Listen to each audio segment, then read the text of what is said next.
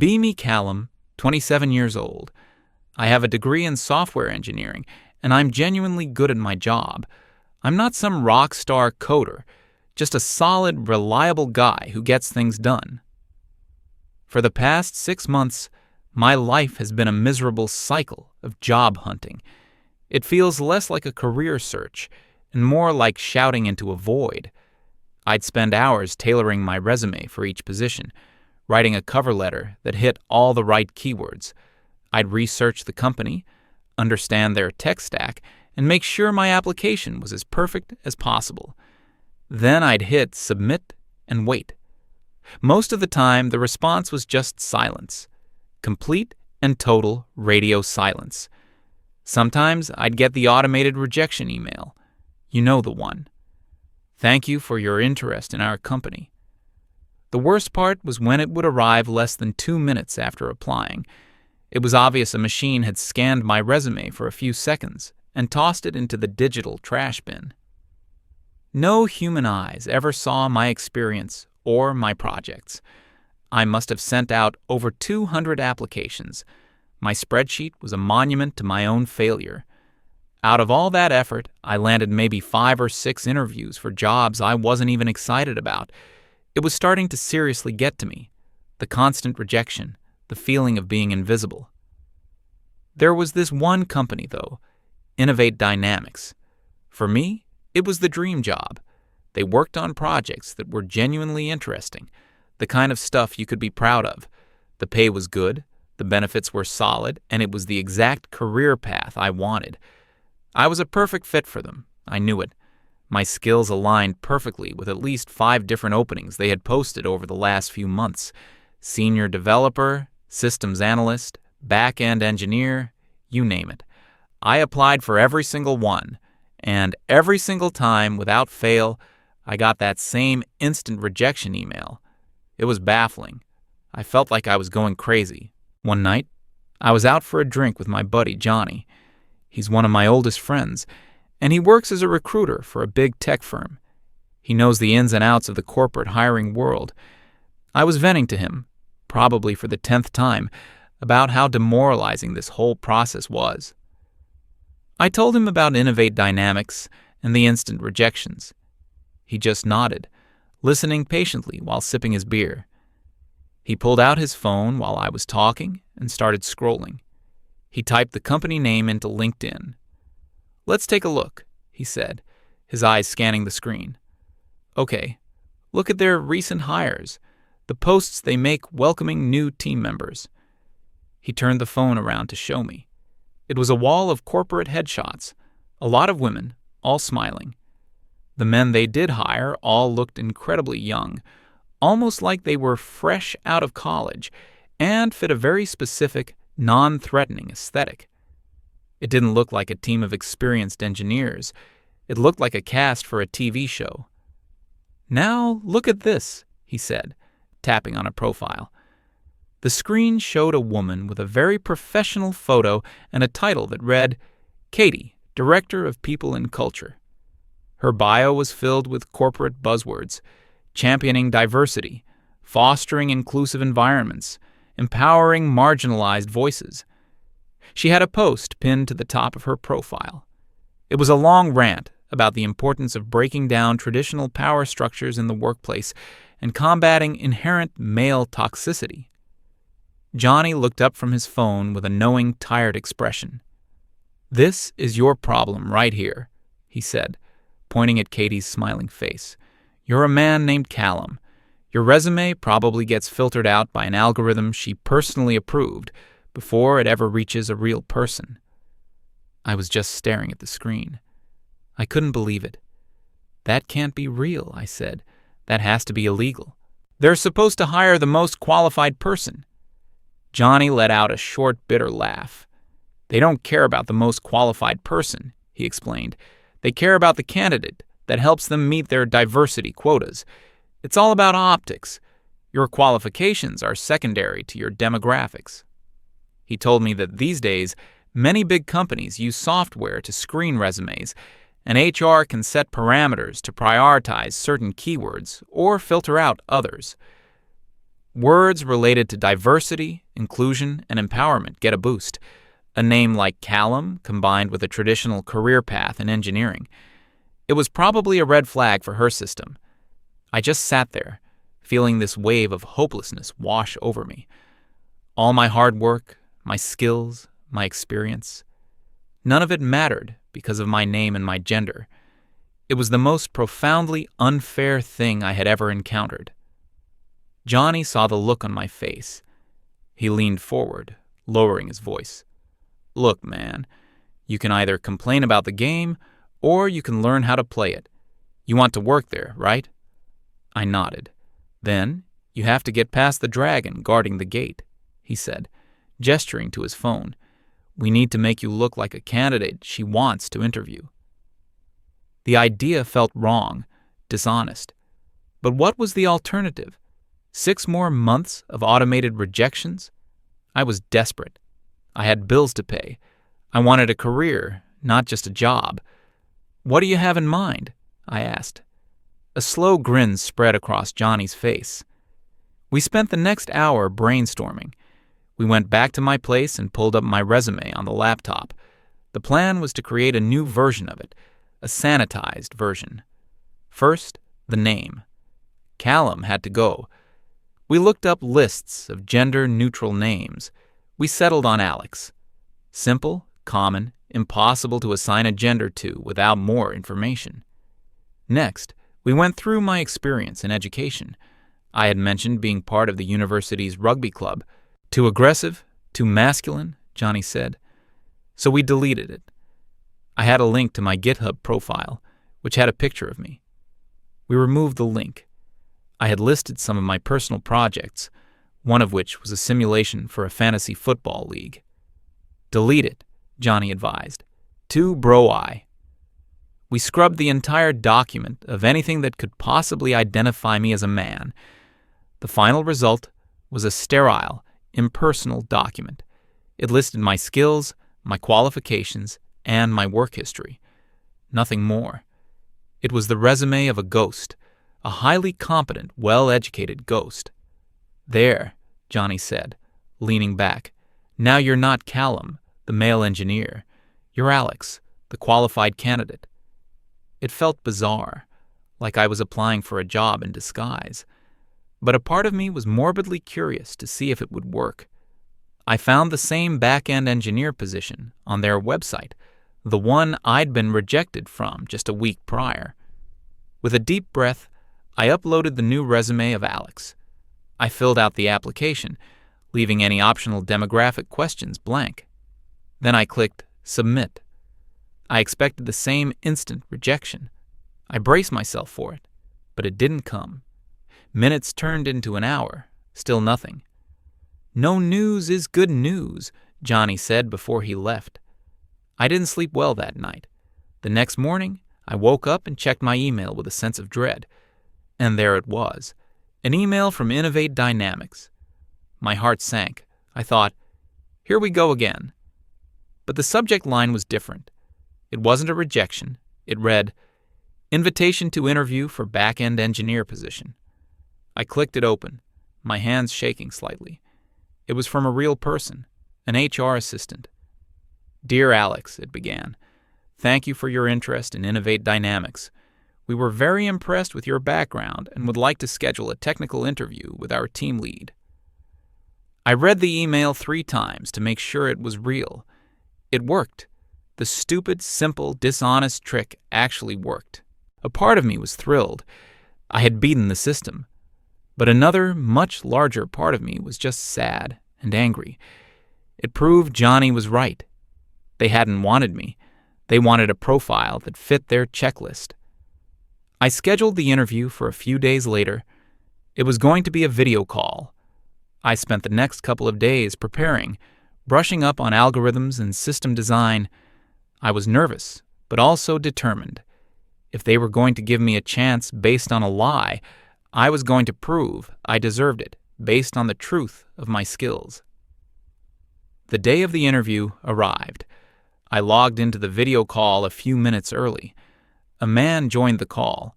He looked to be in his early 50s, with gray hair and a serious, no-nonsense expression on his face. His name on the screen just said Tech Lead. He didn't waste any time with small talk. "Hello, Alex. Let's get started," he said, his voice gravelly. For the next hour, he absolutely grilled me. He threw complex coding problems at me, asked deep-dive questions about system architecture, and presented hypothetical scenarios that required on-the-spot problem-solving. It was one of the most challenging interviews I'd ever had, but I knew my stuff. I was in my element. I walked him through my thought process, whiteboarded the code, and explained the trade-offs of different approaches. As the interview went on, I could see his stern expressions soften slightly. He would nod occasionally, a small sign of approval. At the end of the hour, he leaned back in his chair. "Okay," he said, a hint of relief in his voice. That was good. Finally, someone who can actually do the job. He told me that HR would be in touch to schedule the next step, a cultural fit interview. I felt a huge weight lift off my shoulders. I had passed the real test. The next day, I got another email scheduling the second interview. This one was with Katie herself. I felt a knot of anxiety in my stomach. This was the final boss. I joined the video call, my heart pounding. Katie appeared on the screen. She looked exactly like her LinkedIn photo, with a bright, forced corporate smile. The smile faltered for just a fraction of a second when she saw me. I could see the flicker of surprise and disappointment in her eyes. She had clearly been expecting someone else, a woman, probably, but she recovered quickly, the plastic smile snapping back into place. "Hello, Alex. So good to finally meet you," she said, her voice overly cheerful. Her interview was the complete opposite of the one with the tech lead. She didn't ask a single question about my skills or experience. Her questions were all vague, corporate speak. How do you see yourself contributing to a culture of inclusivity here at Innovate Dynamics? Can you describe a time you challenged a non-inclusive viewpoint in a professional setting? What does creating a safe space in the workplace mean to you? It was a minefield. I knew that any answer I gave could be misinterpreted. I gave the most boring, generic, non-committal answers I could think of. I used words like collaboration, respect, and open dialogue. I talked about valuing diverse perspectives and listening to my colleagues. I was basically reciting the corporate gospel back to her. I could tell she wasn't impressed. She wanted me to confess to some kind of past wrongdoing or demonstrate my allegiance to her specific ideology, but she couldn't find any fault in my answers. They were too perfect, too bland. At the end, she asked if I had any questions for her. I asked a couple of safe questions about team structure and project goals. "Well, thank you for your time, Alex," she said, her smile looking strained. "We'll be in touch." I logged off the call, feeling drained. I was sure I had blown it. She clearly didn't like me. I figured that was the end of the road. She would find a reason to veto my candidacy. 2 days went by, and I heard nothing. I started applying for other jobs again, assuming the dream was dead. Then, on a Friday afternoon, an email popped up. The subject line was, "Offer of Employment, Innovate Dynamics." I stared at it in disbelief. I opened it, and there it was. A formal offer letter with a starting salary that was even better than I had hoped for. I had done it. I was in. I found out later that the tech lead had pushed for me. He had apparently gone to his own boss and said that I was the most qualified candidate they had interviewed in a year, and if HR didn't hire me, he was going to escalate the issue. Faced with pressure from the engineering department, Katie had no choice but to approve the offer. My first day was surreal. I walked into the office, got my badge with the name Alex on it, and was shown to my desk. The tech lead came over, shook my hand firmly, and introduced me to the team. There were about 10 people in the department. I was introduced to a few other new guys who had started in the last couple of months. They all seemed like normal, competent dudes. We spent the first week getting onboarded, setting up our systems, and getting familiar with the codebase. It was challenging, but exciting. The work was exactly as interesting as I had hoped. About a week in, I went to lunch with 3 of the other guys from my team. We were just making small talk, complaining about the terrible coffee in the break room. One of the guys, a sharp guy named James, chuckled. "At least the coffee is better than dealing with our HR dragon," he said under his breath. We all kind of laughed nervously. "Yeah, that cultural fit interview was something else," another guy, Mark, added. "I felt like I was defending a thesis on a topic I'd never studied." I decided to take a small risk. "Tell me about it," I said. I'm pretty sure she was disappointed I wasn't actually a woman named Alex. The 3 of them stopped eating and just looked at me. There was a moment of silence. Then James started to laugh, a genuine deep laugh. "No way," he said, shaking his head. "You too?" It all came out right there at the lunch table. James's real name was James. He had been rejected twice before applying as Jamie. Mark had removed his entire military service history from his resume after his first application was ghosted. He reapplied and got an interview the next day. The third guy, David, had done the same thing I did, changed his name to the gender-neutral Cameron. We were all just staring at each other, a mix of shock and morbid amusement on our faces. We had all independently discovered the same secret password to get into the company. It wasn't about being qualified. It was about getting past Katie's ideological filter. From that day on, the 4 of us formed a sort of unspoken alliance. We were the deplorables who had snuck through the gates. We worked hard, helped each other out, and kept our heads down. We never spoke about it again in the open, but we all knew. It was our shared secret, a silent joke against the absurd system we had been forced to navigate, and we were determined to be the best damn engineers in the whole company. The next few months were probably the best of my professional life. Our team just clicked. With 4 new, highly motivated engineers, we started tearing through the project backlog. There was this one massive feature that had been stuck in development hell for almost a year. The original code was a mess, and no one wanted to touch it. The tech lead assigned it to me and James. We spent a week just mapping out the old system. Then we decided to scrap most of it and rebuild it from the ground up.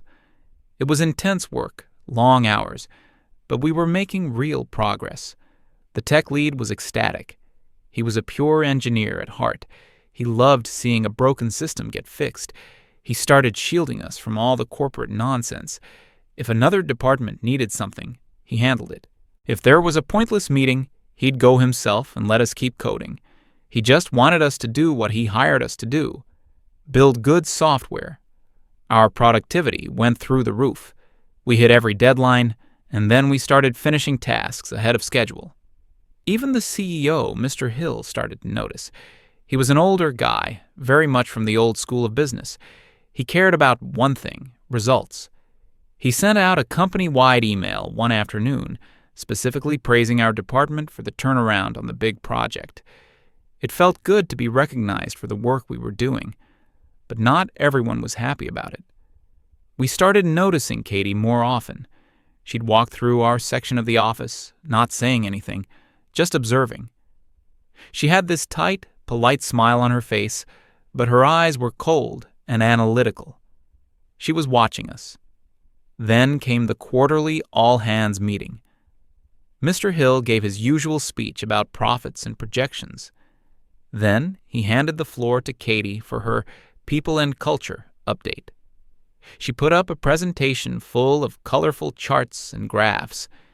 It was all about the company's diversity and inclusion metrics. She talked about all the new initiatives she had launched.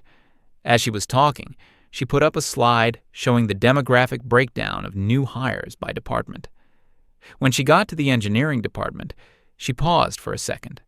The chart showed a noticeable spike in the male category for the last quarter. Our hiring had thrown off her perfect statistics. She didn't comment on it directly, but she had this flash of irritation in her eyes before she quickly moved to the next slide. Me and the guys all exchanged a quick, subtle glance. We knew what she was seeing. We were a statistical anomaly she couldn't explain. After that meeting, things started to change. The atmosphere shifted. Katie started scheduling random check-ins with people in our department, not with us, but with the other team members, the ones who had been there for years. We'd see them go into a conference room with her for half an hour, and when they came out, they'd look uncomfortable and avoid eye contact with us. It was obvious she was digging for information, trying to find some complaint, some evidence of the toxic environment she probably suspected we were creating. But there was nothing to find. We were just doing our jobs. We were polite, professional, and we were helping everyone succeed. The tech lead noticed what was happening. One afternoon, he called the four of us into his office. He closed the door and told us to just keep our heads down and focus on the work. He said that HR was going through some internal audits and that we shouldn't worry about it. He told us he was happy with our performance, and that was all that mattered. It was clear he was trying to protect us. He knew Katie was on a witch hunt. A couple of weeks later, the other shoe dropped. Mark sent a message to our private group chat. It was a screenshot from his profile on the company's internal hiring portal. It showed his original, rejected application. The status had been updated. It now said, "Viewed by Katie." I immediately logged in and checked my own. Same thing. My old application, the one from Callum, had been viewed that same morning. She had found us. She must have gone back through the rejection logs and found our original resumes. The names were different, but the work history, the project descriptions, it would have been an identical match. She knew we had reapplied under new names. We spent the rest of the day in a state of quiet panic. We knew a confrontation was coming. We just didn't know when or how.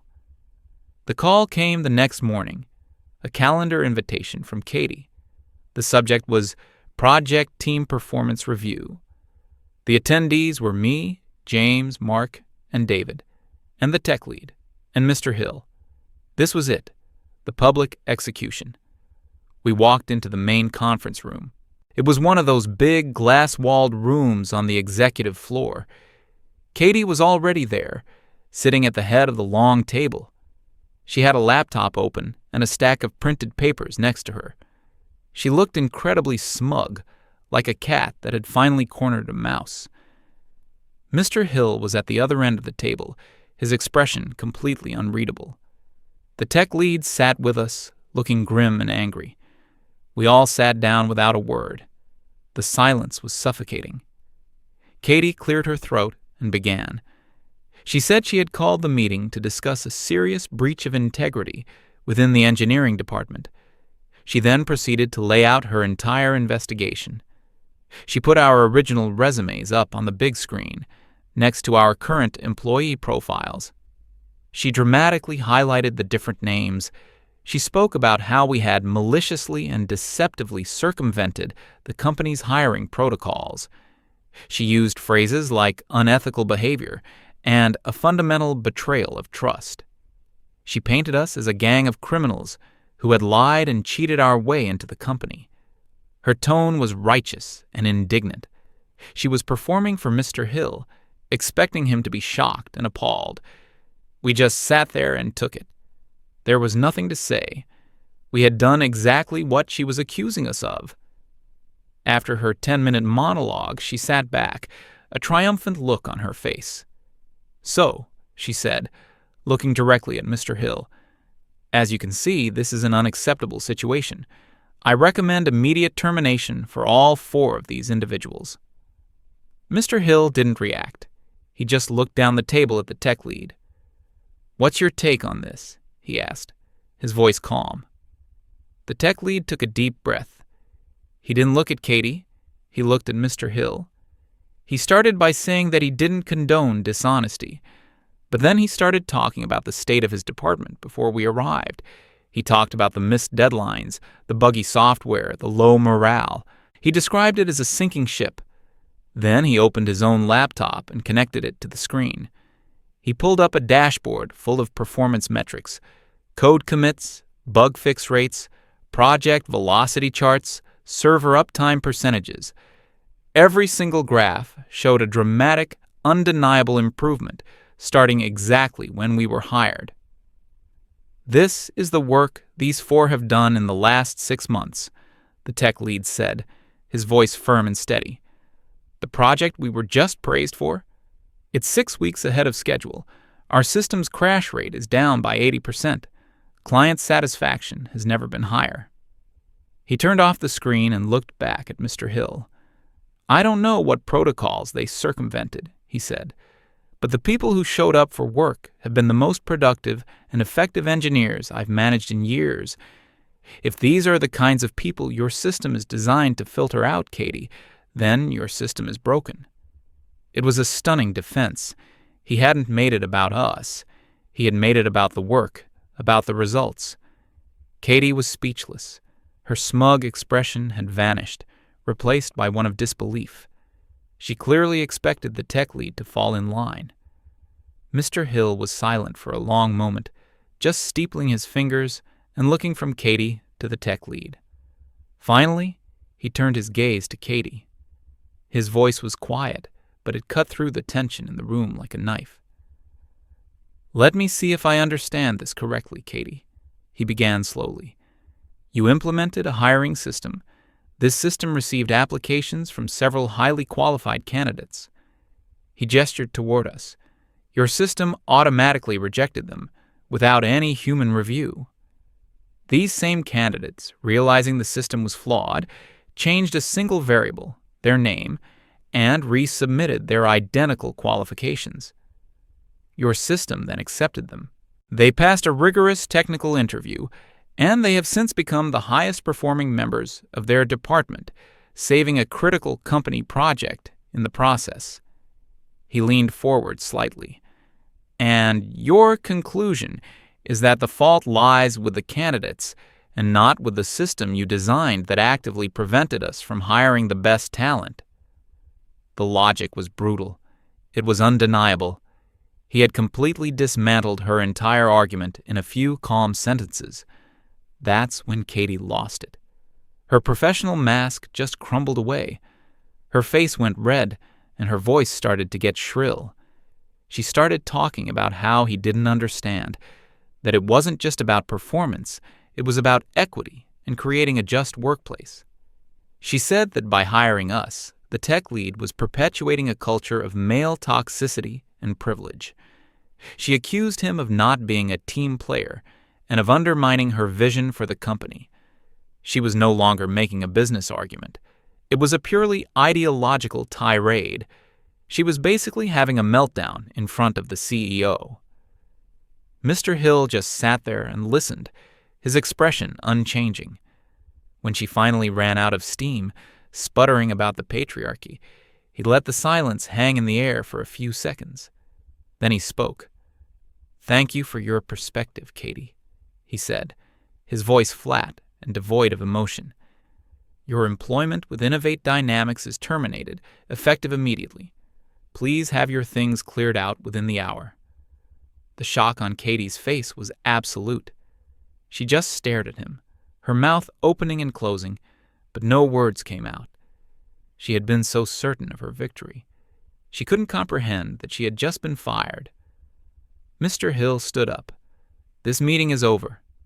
He looked at us. "Gentlemen, please see me in my office in 5 minutes." Then he walked out of the room without a second glance at Katie. We all just sat there for a second, stunned. Then we got up and walked out, leaving Katie alone in the big glass room. In Mr. Hill's office, the atmosphere was completely different. He told us to sit down.